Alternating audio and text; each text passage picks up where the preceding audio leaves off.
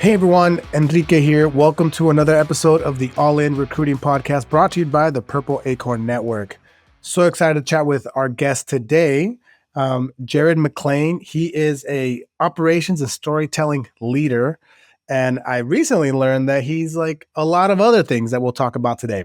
Super excited to talk about a lot of different things with Jared. Jared, welcome to the show. Thanks, Enrique, for having me. I'm excited to learn more firsthand from the recruiter element and your side of things, so we get a better insight on what you go through and what you're looking for as well. Love it. Love it. Well, want to get into it. I always kind of have this shtick now. It's turning into a shtick. We're in a cab and we have like 4 or 5 minutes. Tell us about Jared McClain, career, where you've been and where you are now. Yeah, so career is interesting. I'm a unique scenario because I was with one company. I reluctantly started there at 19 and I stayed there for 23 consecutive years. It Wow. was a scenario. I had a roommate in college that wasn't paying me rent at all.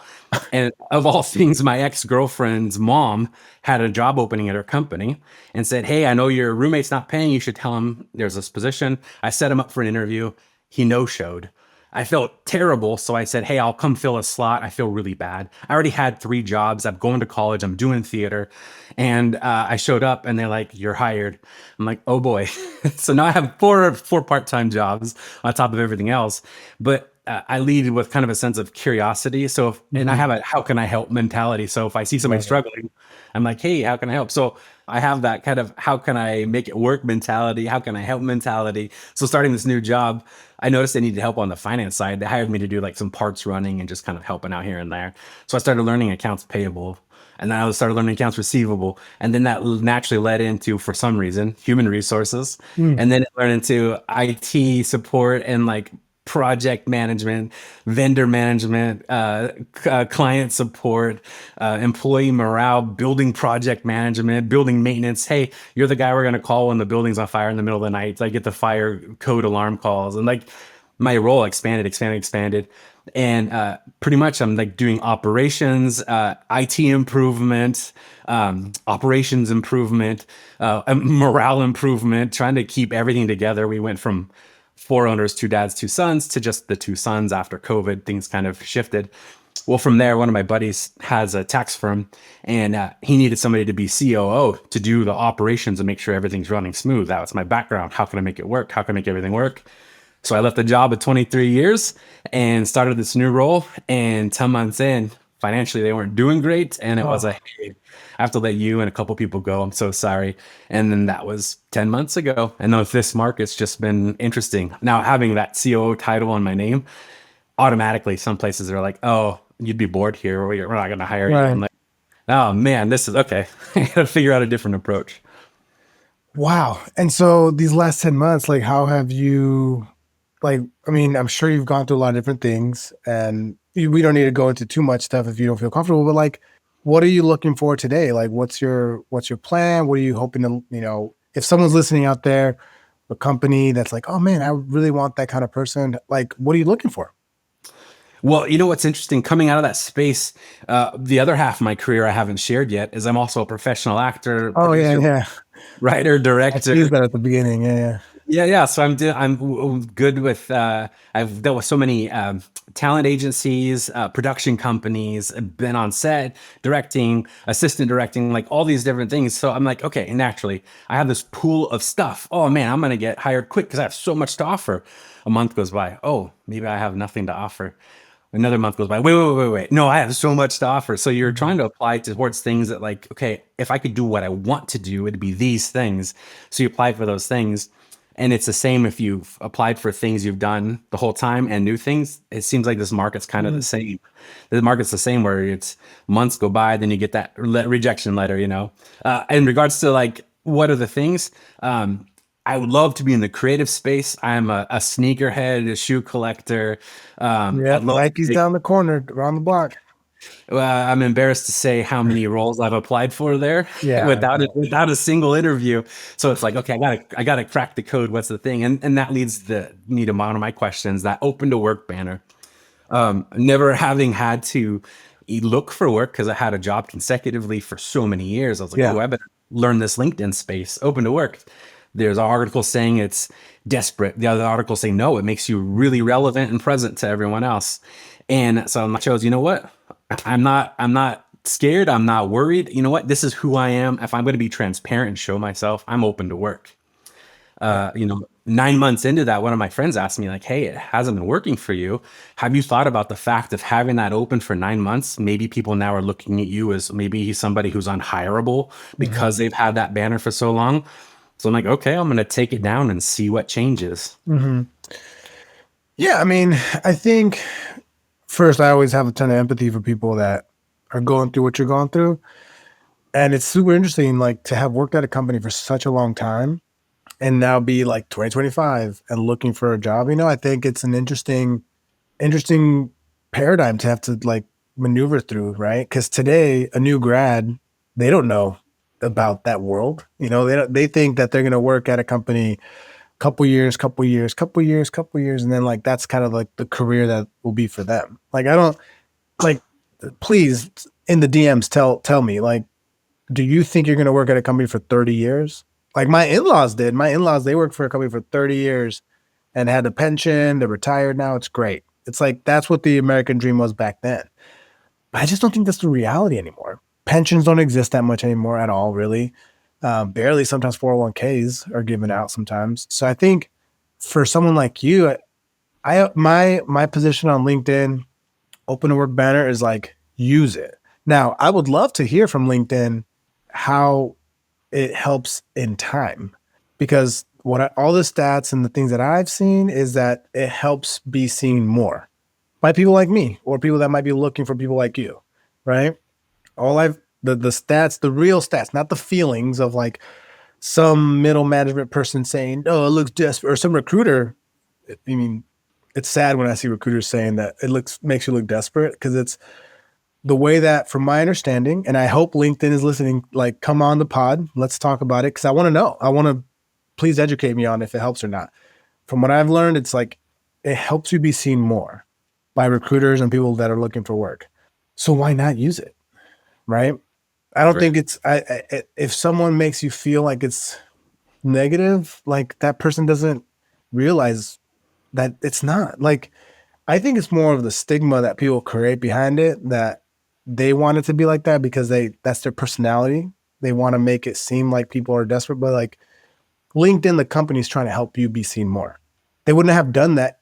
I mean, every decision they make on that page is for someone like me or someone like you to connect, right? And so I think it's good. Now, the question that I don't know the answer to, that I haven't seen statistics on, is like if you have it long for a long time, is does that not help you? Does that not help your algorithm in LinkedIn world? That's what I don't know. I'd love to know that. So if you're listening, anyone that works at LinkedIn, please let me know. Um, yeah, I mean, so so you have it off now. Yeah, I took it off just to like try something different and see what happens. Yeah, And what's interesting is I took it off. I've gotten more response from recruiters. I oh, have more cool. people reaching out to connect like than I did before. Like all of a Yeah. sudden my because I'm not open to work, maybe I have more value to connect with Mhm. and not necessarily recruiters. And recruiters aren't necessarily reaching out to say, "Hey, I want to meet with you." Although I've got a couple of those, but it's also been more of like you're on my radar to some Yeah. degree, just connecting. So Yeah. I think the way that I always process LinkedIn is it's a great tool to always be working on, right? It's like I always tell people it's kind of like it's your digital first impression to the world without you being there.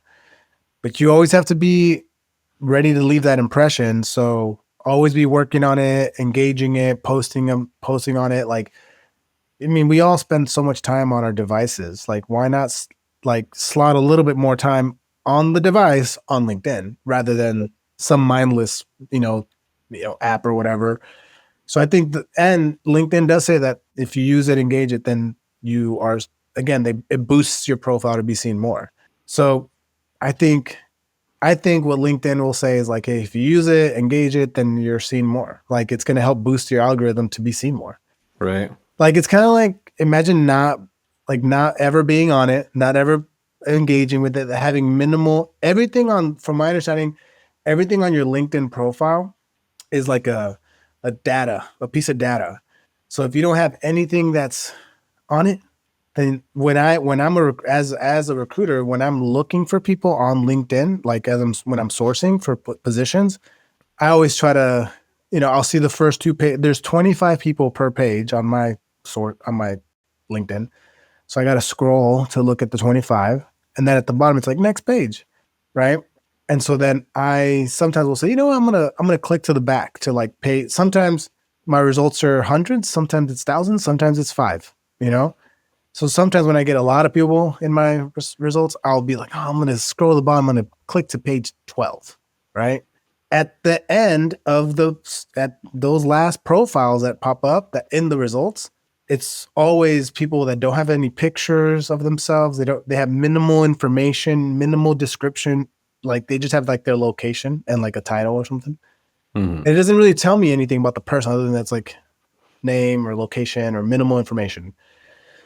So I'm not super motivated to reach out to those people because I don't know anything about them. And the people yeah, go ahead. Yeah, sorry. I was gonna ask you, and when you're looking at those profiles, Enrique, like the time you spent looking at the resume, there has to be just enough to lead you over to look at their LinkedIn profile. What kind of stuff are you actually looking for in there? Is it just their job history description or the kind of postings they're doing? Yeah, I'm always thinking in like analogies, but like, it's kind of like, I'm sure when like Caitlin Clark is like on the court and she's like driving the ball down the middle of the court and she's like reading the court, it takes her milliseconds to know, okay, I'm going to go right. Cause that seems like the right thing to do. Right. In that millisecond of time, I, I, when I know the positions I'm working on, like I know them really well, right? What they're looking for, what the skills are, all the different things that the manager and I have talked about. So then when I'm looking at a resume, I can tell fairly quickly. There's always like this like thing online, like recruiters look at the resume for 6 seconds. Sometimes, yeah, sometimes it's like quick. It's like boom, the title, the skills within the title, the next title. Okay, great. Like they seem to have the skills that I and the manager who spoke to me about the role seems to be into. Boom. Go to LinkedIn. Oh yeah, LinkedIn, it's kind of like, when there's like a motion on the floor. There's motion on the floor. Is there a second? Like LinkedIn seconds your motion of your resume. Like, oh yeah, this adds up, right? Mhm. Because if it doesn't, it's like, wait, what? That's a company that wasn't on the resume. Like it kind of throws a little curve, like a glitch in your brain. Right. So yeah, it's a quick resume. Okay, great. Yeah, it makes sense why they're applying, and I like that. And then if I go check out the LinkedIn, sure, I'll check it out. Check out the LinkedIn. Oh, cool. Then I'll contact them. It's it's pretty it's pretty quick when you know what you're doing. But again, like I'm not trying to say I'm like Caitlin Clark, but like yeah, I've been doing this a long time. I could tell, who I want to talk to and how I want to connect with people. But a lot of recruiters don't have that. A lot of recruiters are like in like the D3 level of sports and like they're just like stumbling along with the basketball. They're like, how do I dribble? Right. So it's a little bit. I think as a recruiter, you just got to have the muscle to like, because I'm not a robot. Like I have X amount of time in my day to see the profiles.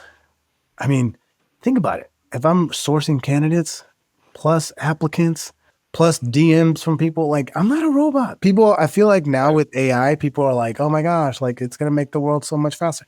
It's like people thought that recruiters were AI, like robots that just like like we respond immediately. It's like no, we work not like 9 to 5. We have lives, we have kids, we have mortgages. Like we go home, and so I think sometimes it's tough to review everybody, every single position, and respond to all of them. So yeah, To, Caitlin to Clark gets see tired too. well, Caden Clark sees that screen coming up and how the defenders are rolling it. Is there going to be an open lob behind the basket to the basket, Mhm, or the defender's not going to drop? You get to see what's coming next, mhm. and I get where you're coming from on that. Well, also, what you're talking about too is like all the elements, all the applicants, and everything else. Like us on this side, we go to apply for a job day one, 2 hours in, there's already over 100 candidates.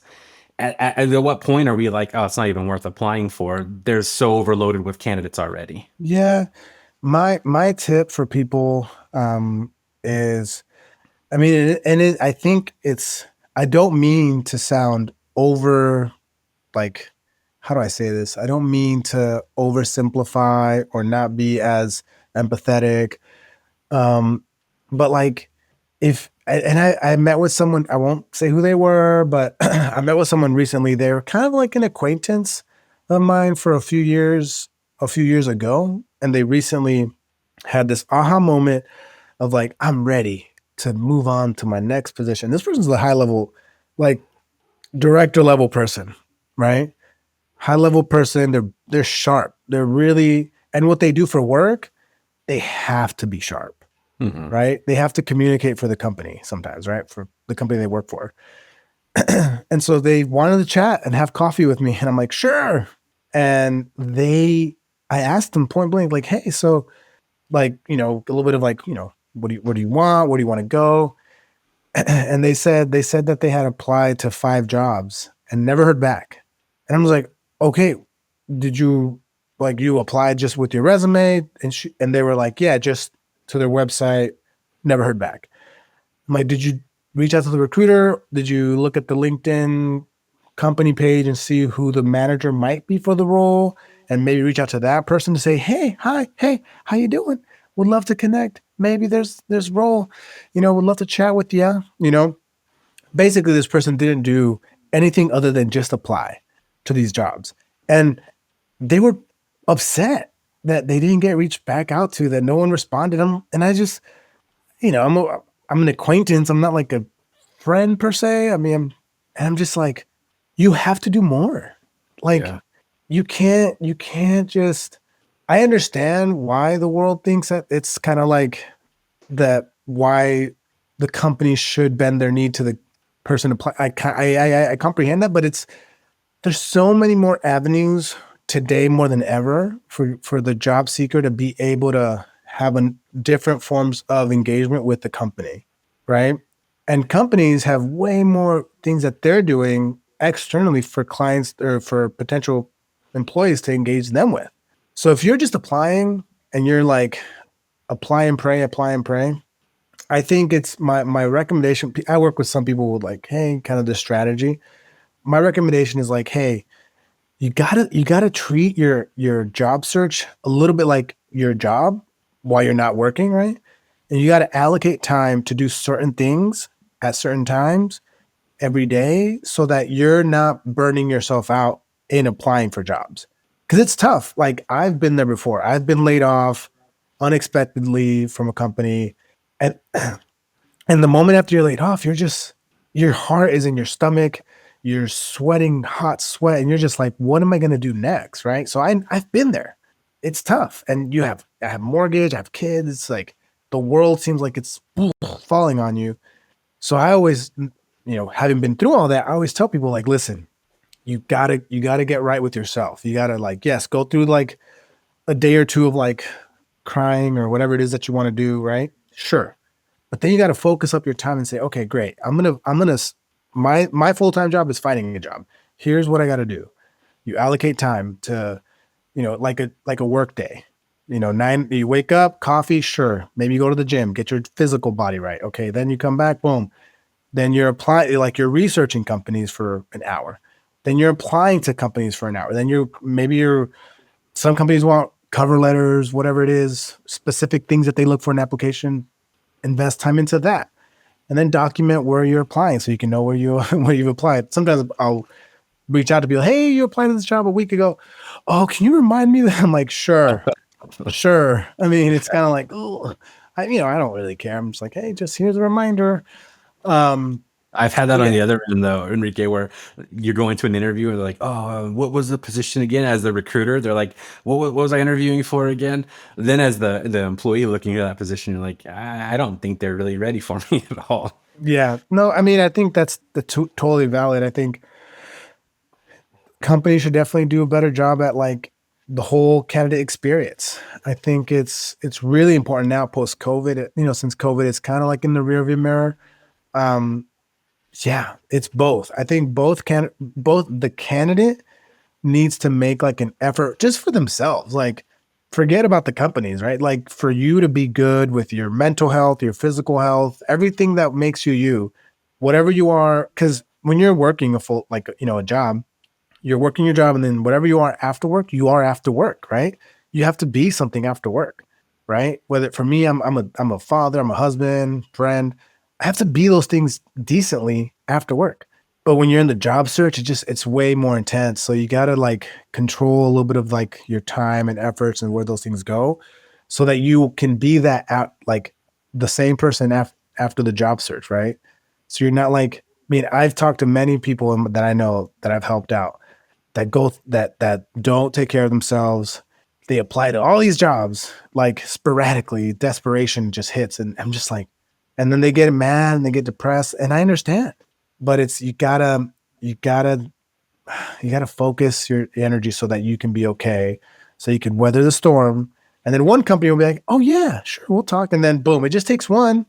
Yes. It just takes one yes. That's what I tell people. Like you gotta the blunt thing that I tell people, like you gotta go through the ocean of rejection to get to the one yes. That's like, yeah, sure, we'll talk. I really like you. And another thing I tell people is like, it tells you a lot how a company treats you along the way, right? So if a company doesn't respect your time, your investment, like, do you really want to work there? Like, do you really like, I don't know. I think that we live in a time where the world is so open now. Like there's so much more that you can do virtually, not have to go into an office. I think there's more opportunity than people might see, you know? Right. Anyways, so how can people support you? Like, what can we do to help you? We'll post this podcast talking about your skills. Like, how can people support you and what you're looking for your next step? Yeah, my next step, ideally, I'd love to be in the sports world, the creative world. Um, it- it's funny, the more time you go, the more you're like, I just need to make sure my kids have a roof over their head. For But I also sure. want to Yeah. thrive. One of the things you talked about on your prior episode was you talked about that intersection. You go get lost in the woods for a day, throw away your devices, and just Yeah. focus on who Yeah. and what brings you joy, and how do you take your skill sets there. And that intersection space, those Yeah. kind of spaces. I love leading people. I love encouraging, building up people to see the best in themselves where they might not see it, and just being just that glue that bring a sense of calm to a team Mhm. of people. Mhm. Um, yeah, that specific role, I don't know what it is for sure, but I've been through everything from finance to operations to leadership to project management to production to direction to Yeah. right. So it's like this big old pool. How can I really elevate you and your company? Because I can do anything. My mom always said you can do Yeah. anything you put your mind to. And I believe it. And that's how I've entered into this like 10-month space. Like, okay, I'm instead of getting down, I'm gonna get up. I'm going to Right.